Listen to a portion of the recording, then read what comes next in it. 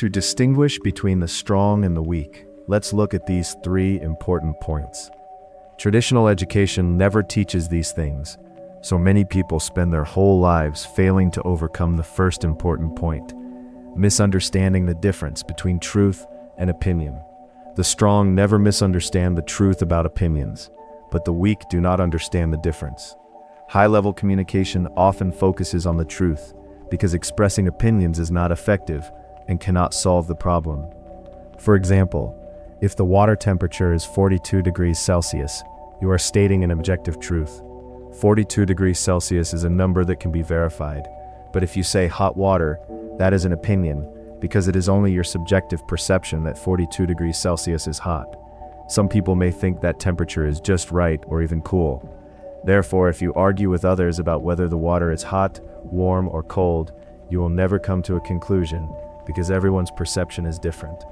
Therefore, when discussing human nature, you should talk about the benefits and disadvantages of doing something. Can I achieve my goal if I do not do this? What has this person achieved? Is there any value that can be exchanged? This is called starting from the truth. Then you will see that the lower the level of thinking, the less people like to talk about the truth, because talking about the truth requires thinking and mental effort.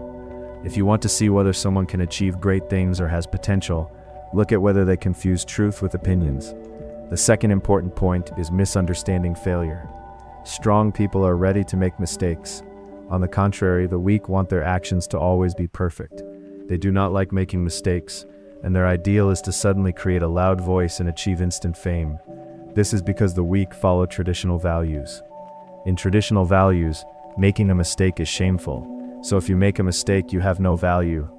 Therefore, in the mind of the weak, success always means avoiding mistakes, and success means everything must go smoothly. This makes them avoid difficult or risky tasks at the beginning, and then experience despair when they fail. But the strong know that this is not the truth of the world. So what is the truth? Ray Dalio clearly stated in his book Principles that failure is something that cannot be avoided before success. Failure is not a low degree of success or a high degree of success. It is something that certainly happens. The important thing is not to avoid making mistakes, because mistakes cannot be avoided. The important thing is who can quickly overcome difficulties after making mistakes and draw valuable experience from them. Therefore, the strong have three advantages over the weak. First, the courage to start while knowing that failure is unavoidable. The speed to overcome difficulties. Third, the ability to think, analyze, and summarize experience afterward. The third important point is the ability to see from the third-person point of view. A person who has overcome all obstacles in one area is an expert.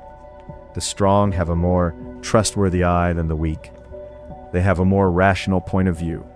When faced with a problem, they immediately separate themselves from their personal point of view and move to an objective point of view, analyzing the whole situation from the perspective of a third person. For example, when arguing, if you only think about how to win the argument and how to deal with the other person, you are trapped in the perspective of the first person, like an actor in love with the play. The third-person point of view asks you to move into the role of the director. This point of view examines and analyzes the reasons why arguments occur from the perspective of an outsider. If I win the argument, what is my goal? And if I do not argue, can I still achieve my goal?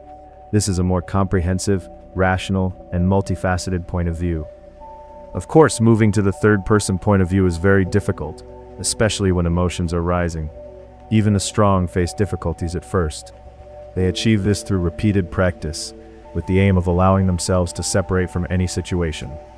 Those who can keep the third-person point of view become very calm because they are objective. You will see that there is no clear distinction between good and bad in this world. Everything has two sides. What you find comfortable is good.